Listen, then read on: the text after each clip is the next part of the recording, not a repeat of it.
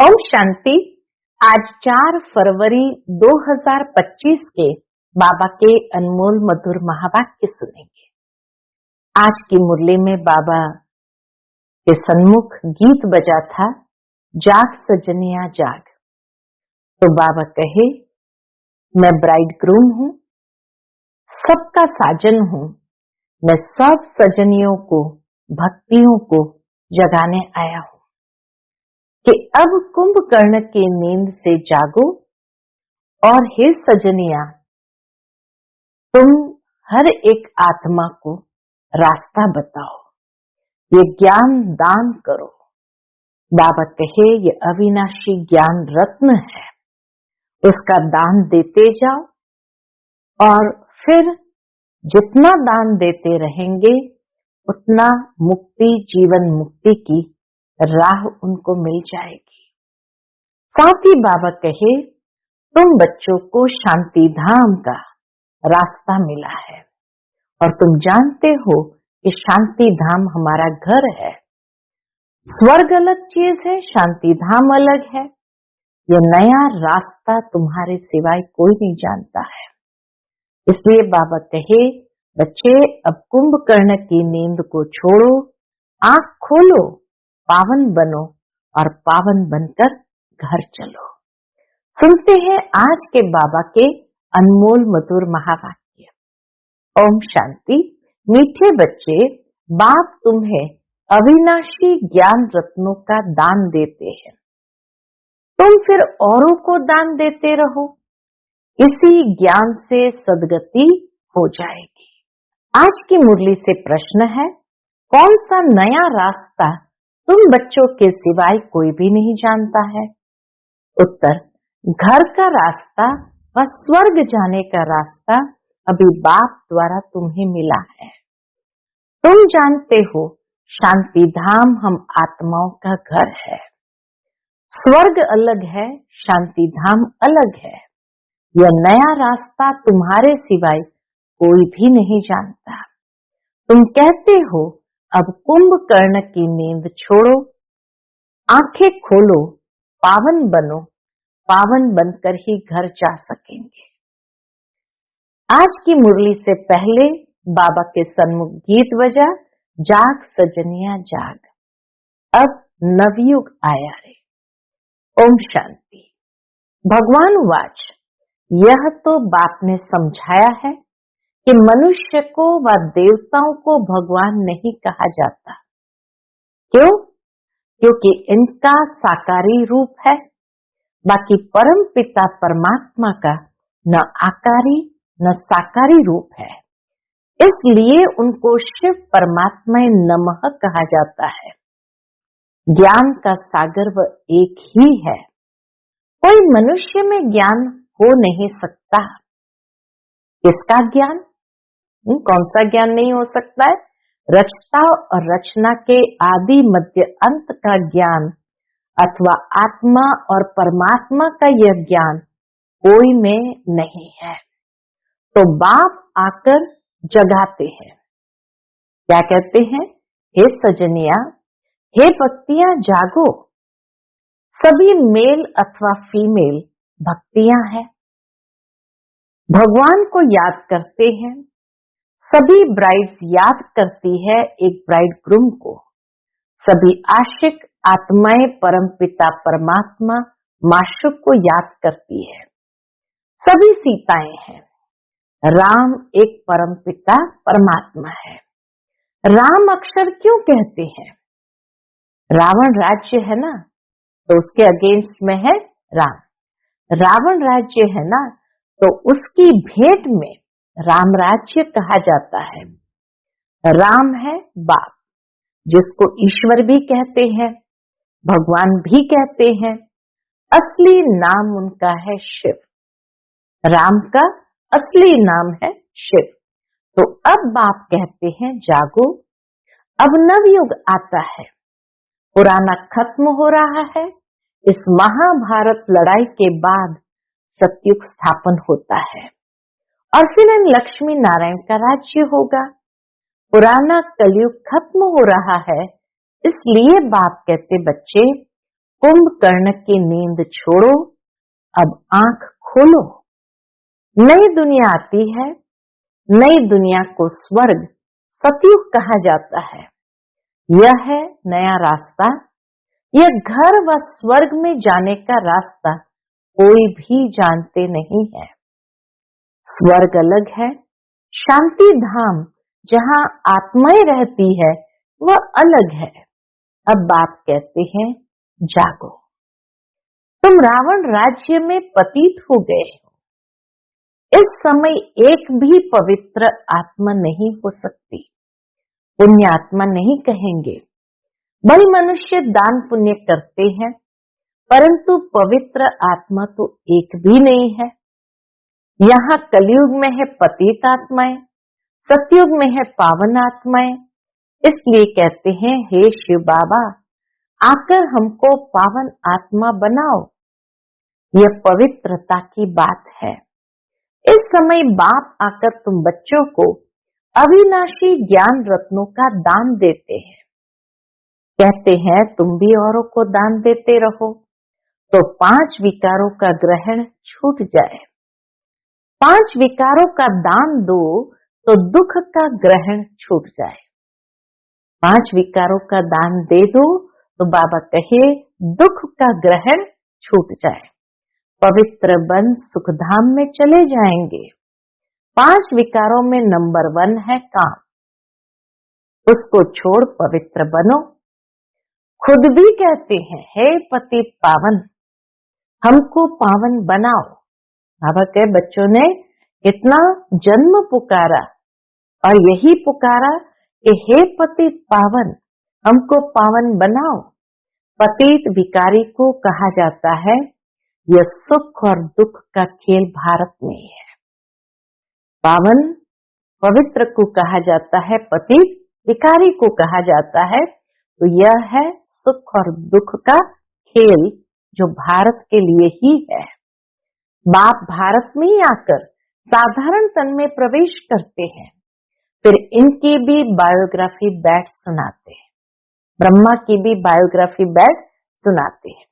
यह है सब ब्राह्मण ब्राह्मणियां, प्रजापिता ब्रह्मा की औलाद। तुम सबको पवित्र बनने की युक्ति बताते हो। ब्रह्मा कुमार और कुमारियां, तुम विकार में जा नहीं सकते हो। तुम ब्राह्मणों का यह एक ही जन्म है। देवता वर्ण में तुम 20 जन्म लेते हो, वैश्य शूद्र वर्ण में 63 जन्म। ब्राह्मण वर्ण का यह एक अंतिम जन्म है जिसमें ही पवित्र बनना है। बाप कहते हैं पवित्र बनो। बाप की याद अथवा योग बल से विकर्म भस्म होंगे। यह एक ही जन्म पवित्र बनना है। सतयुग में तो कोई पतित होता नहीं है। अभी यह अंतिम जन्म पावन बनेंगे तो 21 जन्म पावन रहेंगे। पावन थे, अब पतित बने हो। पतित है तब तो बुलाते हैं। पतित किसने बनाया है? रावण की आसुरी मत ने। पतित किसने बनाया? रावण की आसुरी मत ने। सिवाय मेरे तुम बच्चों को रावण राज्य से, दुख से कोई भी लिबरेट नहीं कर सकता है। सभी काम चिता पर बैठ भस्म हो पड़े हैं। मुझे आकर ज्ञान चिता पर बिठाना पड़ता है। ज्ञान जल डालना पड़ता है। सबकी सदगति करनी पड़े। जो अच्छी रीति पढ़ाई पढ़ते हैं उनकी ही सदगति होती है। बिना पढ़ाई के सदगति नहीं हो सकती। इसलिए बाबा कहे जो अच्छी रीति पढ़ाई पढ़ते हैं उनकी ही सदगति होती है। बाकी सब चले जाते हैं कहाँ? शांति धाम। सदगति माना सतयुग में जाएंगे।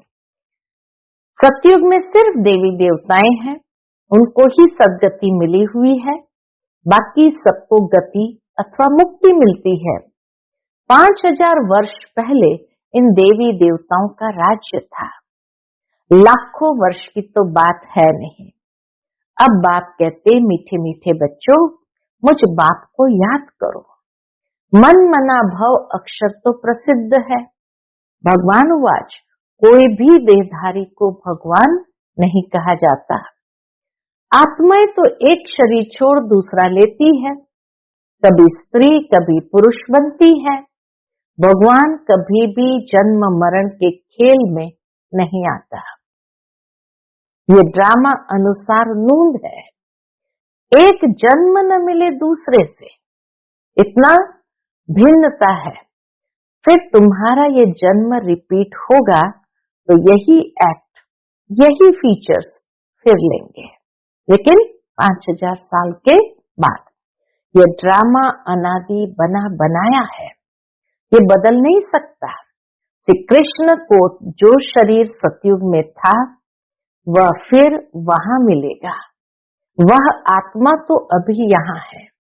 हम बाबा कहे श्री कृष्ण को जो शरीर सतयुग में था वह फिर वहां ही मिलेगा।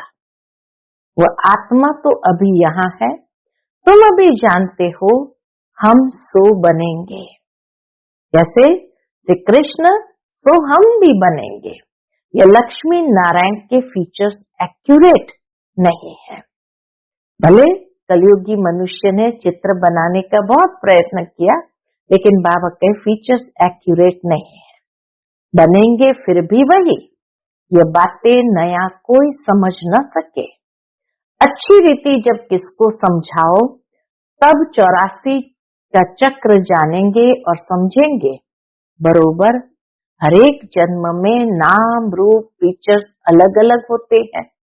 बाबा कहे जब समझाएंगे तो समझेंगे चक्र को कि हर एक जन्म में नाम रूप फीचर्स आदि अलग अलग होते हैं।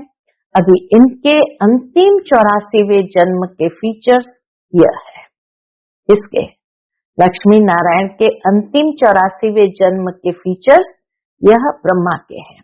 इसलिए नारायण के फीचर्स करीब करीब ऐसे दिखाए हैं, नहीं तो मनुष्य समझ न सके।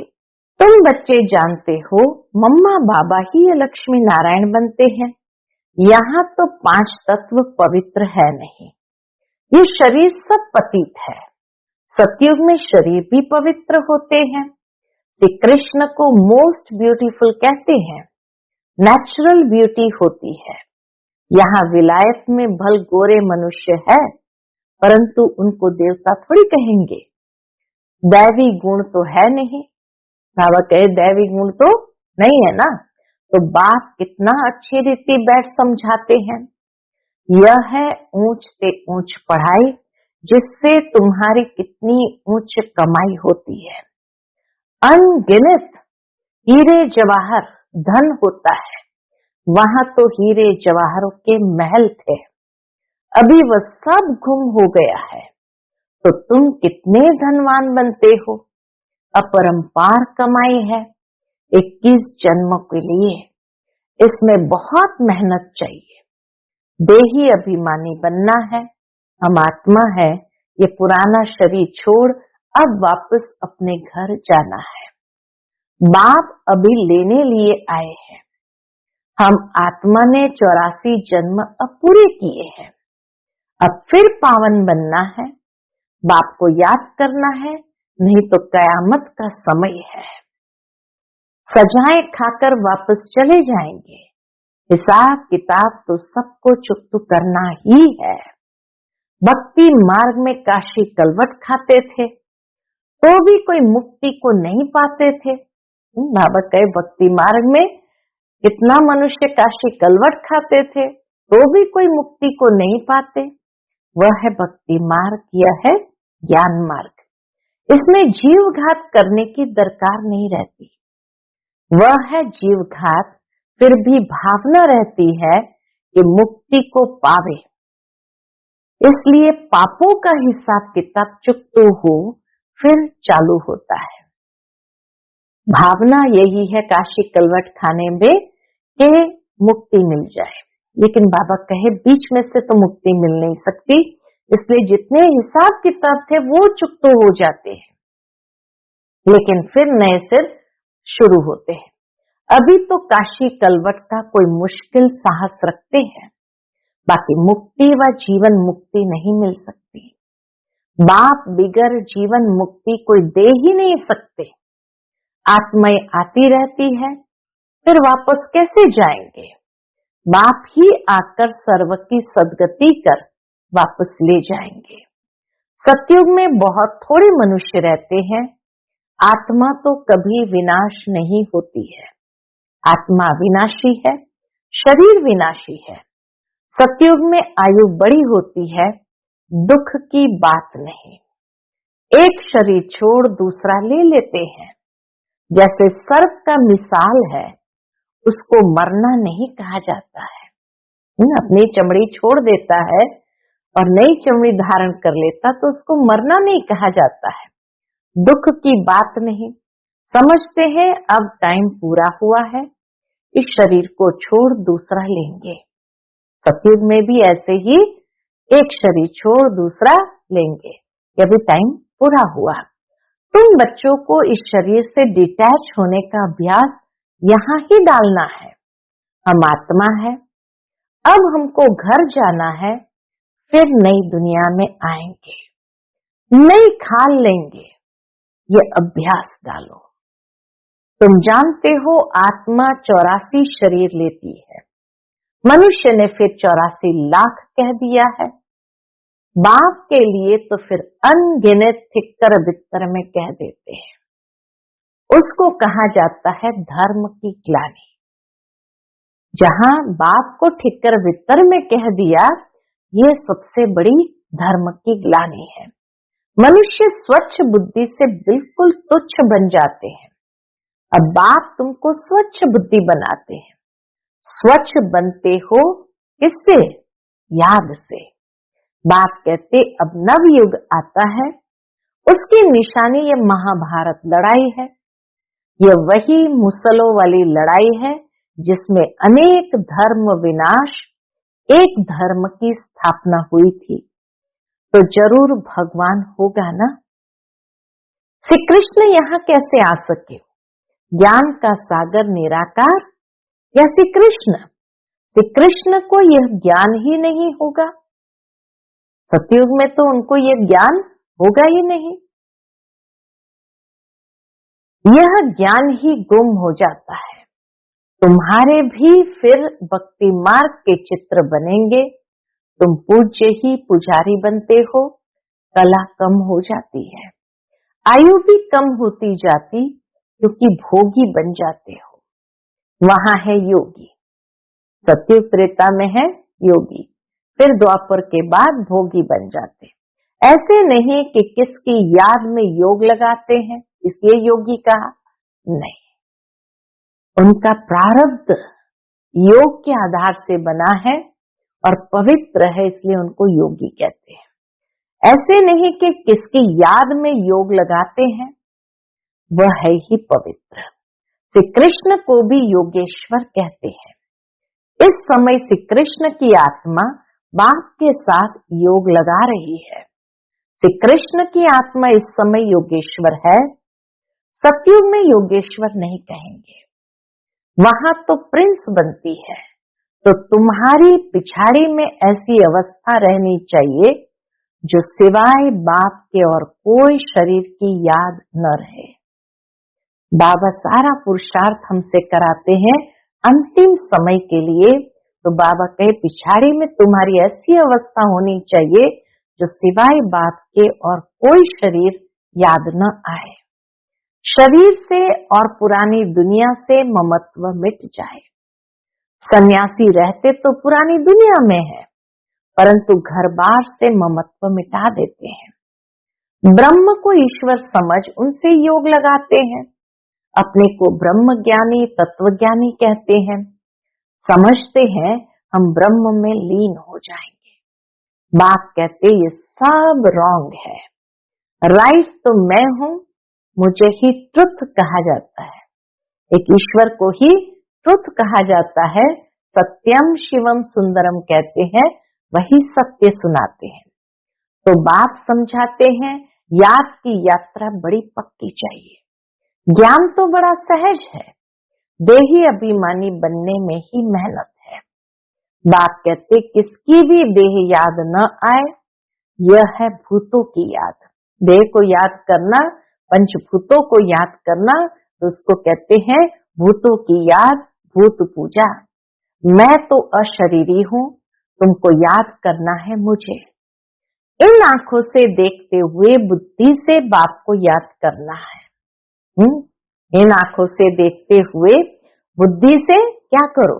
बाप को याद करो, बाप के डायरेक्शन पर चलो, तो धर्मराज की सजाओं से छूट जाएंगे। पावन बनेंगे तो सजाएं खत्म हो जाएंगी। बड़ी भारी मंजिल है। प्रजा बनना तो बहुत सहज है, उसमें भी शाहूकार प्रजा, गरीब प्रजा कौन कौन बन सकते हैं, सब समझाते हैं। पिछाड़ी में तुम्हारे बुद्धि का योग रहना चाहिए बाप और घर से। जैसे एक्टर्स का नाटक में पूरा पार्ट होता है, हम बाबा कहे जैसे मिसाल देते हैं, जैसे एक्टर्स का नाटक में पार्ट पूरा होता है तो बुद्धि घर में चली जाती है। यह है बेहद की बात, वह होती है हद की आमदनी, यह है बेहद की आमदनी। अच्छे एक्टर्स की आमदनी भी बहुत होती है। अच्छे अच्छे एक्टर्स जो होते हैं, बाबा कहे उनकी आमदनी भी बहुत होती है ना। तो बाप कहते गृहस्थ व्यवहार में रहते बुद्धि योग वहां लगाना है।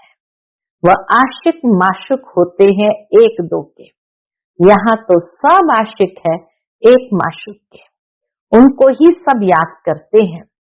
वंडरफुल मुसाफिर है ना, इस समय आए हैं सब दुखों से छुड़ाकर सदगति में ले जाने के लिए। उनको कहा जाता है सच्चा सच्चा माशुक। वह एक दो के शरीर पर आशिक होते हैं, विकार की बात नहीं। उसको कहेंगे देह अभिमान का योग। वह भूतों की याद हो गई, शरीर को याद करते वह भूतों की याद हो गई। मनुष्य को याद करना माना पांच भूतों को, प्रकृति को याद करना। बाप कहते हैं प्रकृति को भूल मुझे याद करो। परमात्मा प्रकृति के तत्व से भी ऊपर है, तो बाप कहते प्रकृति को भूल, पांच तत्व को भूल मुझे याद करो। मेहनत है ना, और फिर दैवी गुण भी चाहिए, कोई से बदला लेना यह भी आसुरी गुण है। सतयुग में होता ही है एक धर्म, बदले की बात ही नहीं। वह है ही अद्वैत देवता धर्म, जो शिव बाबा बिगर कोई स्थापन कर न सके। सूक्ष्म वतनवासी देवताओं को कहेंगे फरिश्ते। इस समय तुम हो ब्राह्मण, फिर फरिश्ते बनेंगे, फिर वापस घर जाएंगे, फिर नई दुनिया में आकर दैवी गुण वाले मनुष्य अर्थात देवता बनेंगे।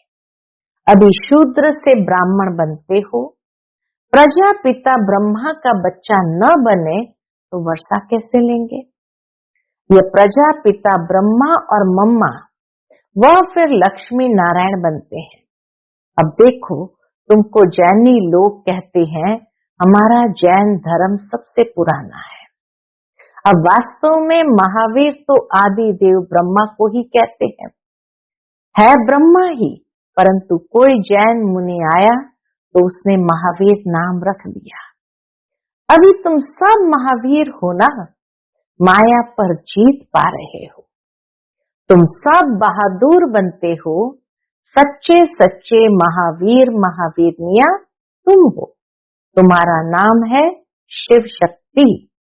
शेर पर सवारी है और महारथियों की हाथी पर। फिर भी बाप कहते हैं बड़ी भारी मंजिल है। एक बाप को याद करना है तो विकर्म विनाश हो, और कोई रास्ता नहीं। योग बल से तुम विश्व पर राज्य करते हो।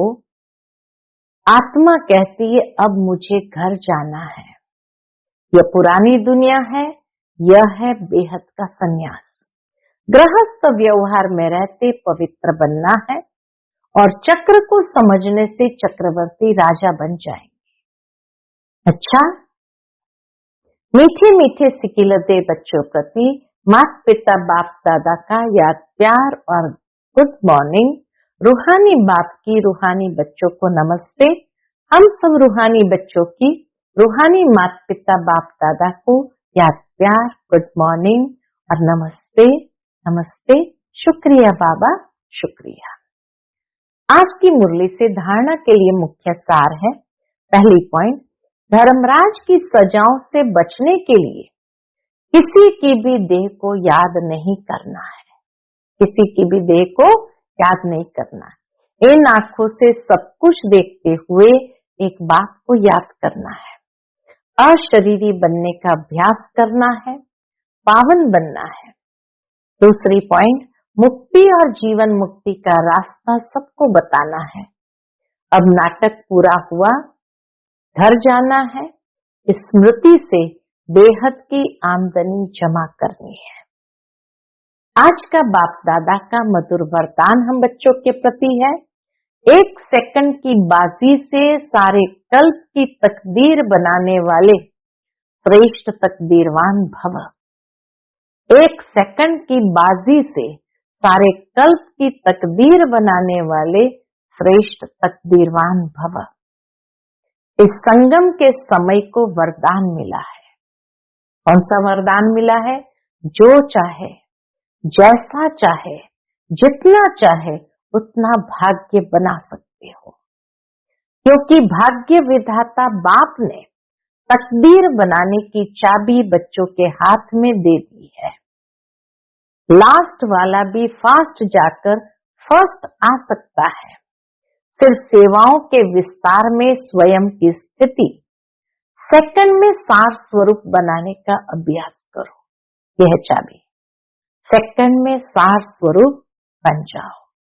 अभी अभी डायरेक्शन मिले, 1 सेकंड में मास्टर बीज हो जाओ तो टाइम न लगे।